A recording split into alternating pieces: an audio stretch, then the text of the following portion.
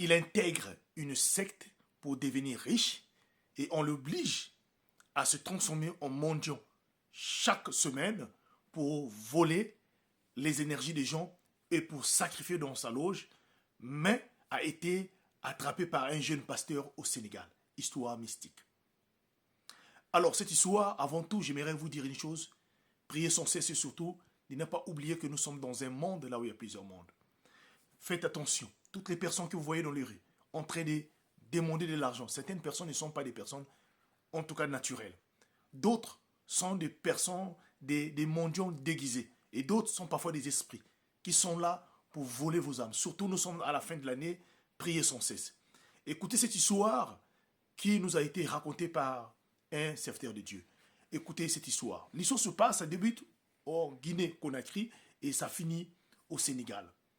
Voilà un monsieur qui s'appelait Moussa. Moussa, toute sa vie en Guinée-Conakry, il a tout fait, toutes les activités qu'il faut. Moussa n'arrivait pas à réussir dans la vie. Il était père de pratiquement de 7 enfants. Moussa, ça ne marchait pas dans sa vie. Il faisait toutes sortes de commerces. Voilà, un jour, Moussa, qui en avait marre de la vie, décida d'alors d'aller chercher des solutions dans une secte là-bas depuis la Guinée. Et dans le mystique, là, Moussa va arriver par l'intermédiaire d'un ami qui était aussi à cette époque-là très riche et qui va l'emmener comme parrain. Moussa qui va être accepté. Après avoir reçu Moussa et signé son contrat, alors on donnera à Moussa la condition. Et il devrait chaque semaine se transformer en mendiant et il devait choisir n'importe quel endroit, mais l'essentiel, qu'il arrive au moins à avoir au moins l'argent de 2 ou 3 personnes par semaine. Il pouvait utiliser tout le pays qu'il voulait dans son pays. Voilà comment Moussa, après avoir sauvé, va rentrer chez lui. Mais comme les conditions lui ont été données, sa vie commençait quand même un peu à changer. La première semaine, Moussa commence à faire cela depuis la Guinée. Il parcourait de ville en ville en Guinée, de village en village en Guinée. Chez lui, Moussa était un homme à l'extérieur. Quand il partait dans ce truc-là, il devenait mendiant. À chaque fois, c'est comme ça. Mais comme on lui dit que 9 jours pour le voleur et 10e pour le propriétaire, voilà comment, tellement Moussa avait travaillé beaucoup dans la Guinée-Conakry, il a fait toutes les villes et il devenait de plus en plus remarqué.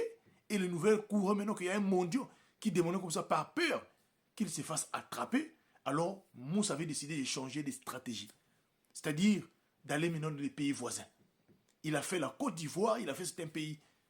Et Moussa avait ciblé d'autres pays, c'était le Sénégal. Voilà, il atterrit au Sénégal chaque semaine, comme il avait les moyens. Chaque semaine, il atterrit au Sénégal et par ses pratiques mystiques, Moussa se retrouvait comme mendiant de la rue pour demander de l'argent. Et cela se marchait. Chaque fois, c'était comme ça. Un jour où Moussa se retrouvait proche d'un petit marché à Dakar là-bas, en train de demander de l'argent. Voilà comment un jeune pasteur qui passait par là, en voyant Moussa, un papa comme ça, sale en train de demander de l'argent, il a eu l'envie de vouloir partager ce fameux Moussa là qui est assis là. Le pasteur fait rentrer de l'argent dans sa poche. Au moment qu'il se rapproche auprès de Moussa, en disant Moussa que je te donne cet argent-là au nom de Jésus-Christ de Nazareth. Voilà comment le fameux mendiant, en tout cas, crie et repousse le papa là. C'est là où le pasteur a su qu'il y avait un problème entre l'argent et le monsieur qui tente de demander l'argent là. Alors le pasteur s'est mis là à demander au papa, à Moussa, tu es qui? Moussa n'arrivait pas à répondre. Mais vous savez, très vite, les gens sont venus. Il y a eu beaucoup de gens qui sont venus pour voir qu'est-ce qui s'est passé. C'est là où les gens se rendent compte que non, apparemment, le mendiant qui était là n'était pas le vrai mendiant comme tout le monde. Même dans la zone, beaucoup de gens qui considéraient que le mendiant là venait toujours là-bas chaque fois.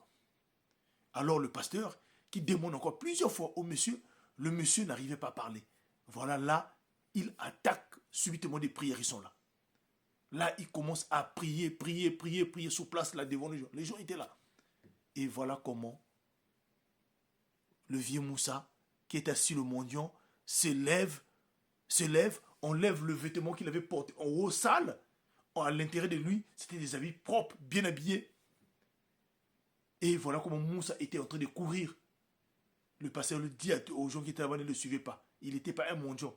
C'est une personne qui vient ici là pour voler les âmes des gens. Moussa était parti. Sauf que quand Moussa arrive dans son hôtel, le même soir-là, voilà Moussa décolle pour la Guinée.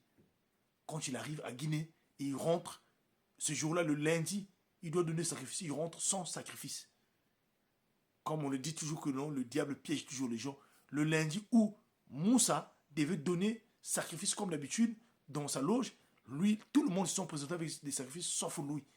Et voilà comment sa secte va lui frapper en lui disant que comme tu n'as pas pu donner, alors c'est toi-même que nous allons prendre. Et ce dernier, quand il est rentré chez lui à la maison, dans le sommeil, il a perdu l'âme. Il a perdu l'âme. Mais avant de mourir, Moussa a eu le temps de raconter cela à son épouse, à tout raconter, tout ce qu'il avait fait et tout ce qu'il avait traversé. C'est pour vous dire quoi? L'argent de la facilité ne paye pas, mes frères et sœurs. Attendez le temps de Dieu. Soyez patients. Quand on vous piège pas, quand on vous dit pas que non, venez ici là, on va vous donner l'argent. Signez là, faites des conditions là. Non. Ceux qui sont à l'intérieur là, qui sont dans cette vie là, beaucoup regrettent. Ils veulent même sortir, mais ils ne savent pas. Alors, à travers cette vidéo-là, je vous présente Jésus-Christ qui est le maître des temps et des circonstances. C'est lui qui appelle à l'existence des choses qui n'existent pas. Soyez rassurés en lui, attachez-vous en lui.